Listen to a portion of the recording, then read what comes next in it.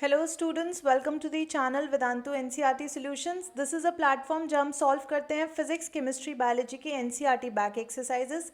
And आज जो हम चैप्टर सॉल्व कर रहे हैं that is chapter number 9, biotechnology principles and processes. Right, तो आपका जो बायोटेक्नोलॉजी यूनिट का फर्स्ट चैप्टर है, right, biotechnology principles and processes, उसमें से हम आज क्वेश्चन सॉल्व करेंगे। Right, so question is, make a chart with diagrammatic representation showing a restriction enzyme, substrate DNA on which it acts, the site on which it cuts DNA and the product it produces। तो एक diagrammatic representation के through हमें बताना है कि restriction enzyme कैसे act करता है, क्या उसके लिए कोई स्पेसिफिक साइट होती है, राइट, और किस तरह का कट जो है वो डीएनए के ऊपर लगाता है हमारा restriction enzyme, and what is the product of it. Right, तो एक बहुत बढ़िया सा डायग्राम आपकी एनसीईआरटी बुक में दिया है, उसी को हम यहाँ पर रिप्रेजेंट करेंगे। बट उससे पहले एक छोटी सी इन्फॉर्मेशन बच्चों कि हम यहाँ पर रिस्ट्रिक्शन एंजाइम जो यूज़ करने वाले हैं that is EcoR1। Right, EcoR1 restriction enzyme की हम बात करेंगे जो कि एक पर्टिकुलर पैलिंड्रोमिक सीक्वेंस पर कट लगाएगा, that is GAATTC, guanine, adenine, adenine, thymine, thymine, cytosine. Right, तो GAATTC जो कि इधर से पढ़ेंगे तो रीडिंग फ्रेम में ऐसे ही पढ़ा जाएगा, और अगर इधर से पढ़ेंगे तो भी हमारे पास रीडिंग फ्रेम में यही आएगा GAATTC। तो ऐसी पैलिंड्रोमिक सीक्वेंस पे हमारा रिस्ट्रिक्शन एंजाइम EcoR1 एक्ट करेगा। Alright, is that clear? तो अब हम इसके लिए एक फ्लो चार्ट डायग्राम बना लेते हैं। लेट्स एज्यूम कि यहाँ पर हमने एक वेक्टर डीएनए लिया है और एक फॉरेन डीएनए लिया है। राइट, तो हम वेक्टर डीएनए में और फॉरेन डीएनए में सेम तरह का रिस्ट्रिक्शन एंजाइम यूज करने वाले हैं, that is EcoR1।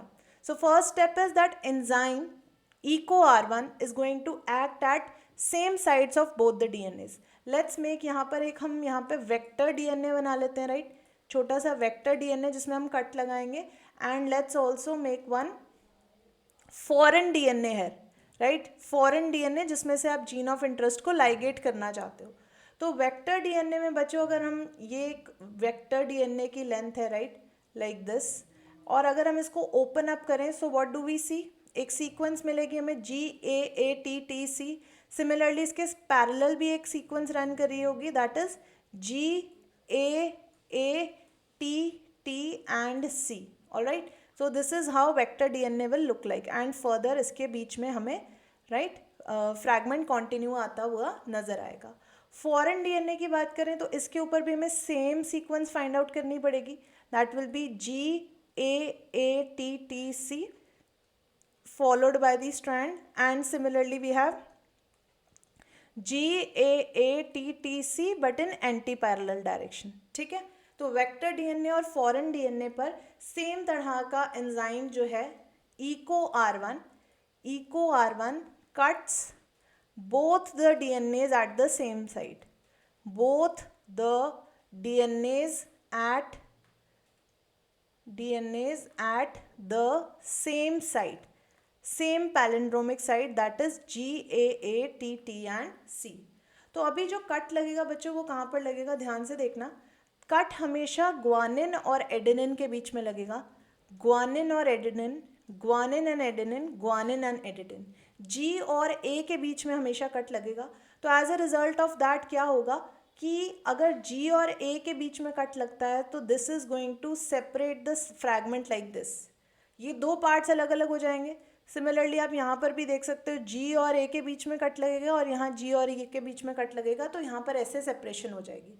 Next diagram में हम देखते हैं। राइट, अब EcoR1 ने एक्ट कर दिया यहाँ पर, we have given the application of EcoR1 enzyme. Right, और EcoR1 की वजह से क्या प्रोड्यूस होगा, कट एंड्स प्रोड्यूस होंगे। Let's see what those cut ends will look like.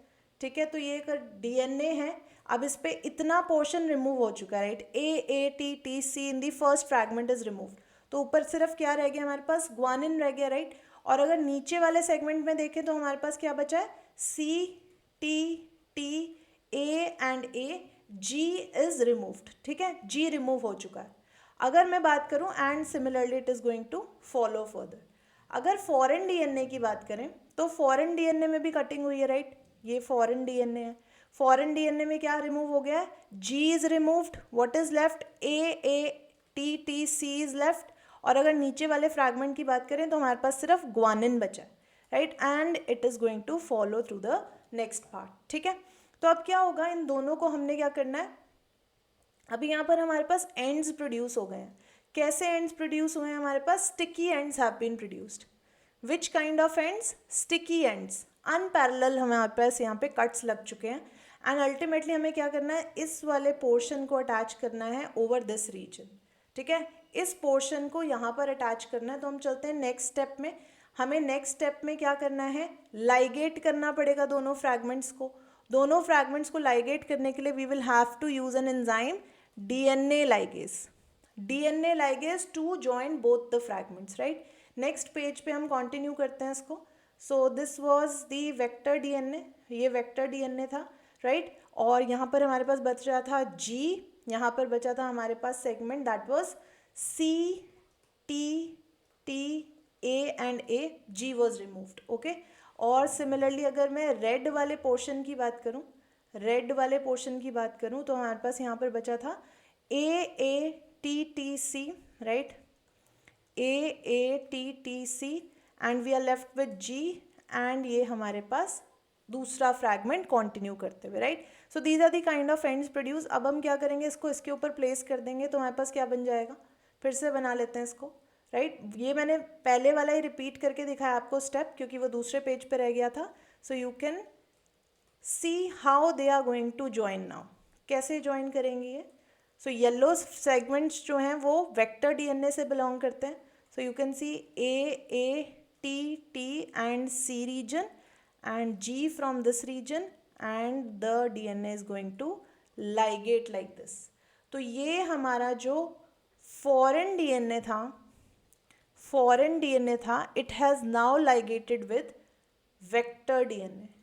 It has now ligated with vector DNA. कौन सी साइट हमने use करी है? Guanine, adenine, adenine, thymine, thymine, cytosine, जो कि एक पैलिंड्रोमिक सीक्वेंस है. और हमारे पास ये जो फॉर्म हुआ है यहाँ पर, that is actually the recombinant DNA. Okay, clear हुआ सबको? सो एक फ्लो चार्ट के फॉर्म में हमने लाइगेट करके दिखाया from two different segments, vector and foreign gene. Okay, is that clear? So I suppose आपको ये सोल्यूशन क्लियर हुआ है. If it is so, hit the like button, share this session with your friends and remain subscribed to the channel Vedantu NCERT Solutions. I'll see you next time. Till then, take care. Bye bye.